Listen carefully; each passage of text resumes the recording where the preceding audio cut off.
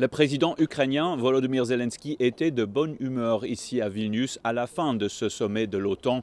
Une nouvelle aide militaire arrive et des promesses de sécurité ont été faites par certains des pays les plus puissants du monde. Bien que Zelensky ait également exprimé sa déception, il n'y a pas de voie claire pour que son pays rejoigne l'OTAN. C'est un résultat que de nombreux Ukrainiens croient mériter et pour lequel ils se sont battus après plus de 500 jours de guerre avec la Russie.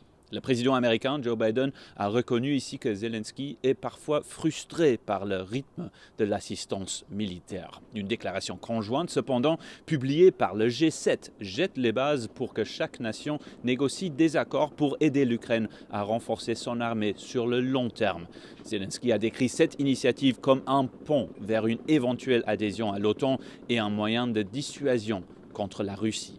L'Ukraine est plus proche de l'adhésion à l'OTAN sur le bon chemin, comme l'a fièrement dit Zelensky ici. Mais l'Ukraine ne peut adhérer que lorsque les alliés sont d'accord et que les conditions sont remplies, selon la déclaration finale signée par tous les pays membres de l'OTAN. Ce ne sera pas tant que l'Ukraine sera encore en guerre. En vertu de l'article 5 de la charte de l'OTAN, tous les pays doivent défendre un pays membre qui est attaqué, ce qui pourrait rapidement entraîner les États-Unis et d'autres pays dans une guerre directe avec la Russie. Et définir la fin des hostilités n'est pas une tâche facile. Serait-ce un cessez-le-feu négocié ou le moment où l'Ukraine récupérerait tout son territoire occupé?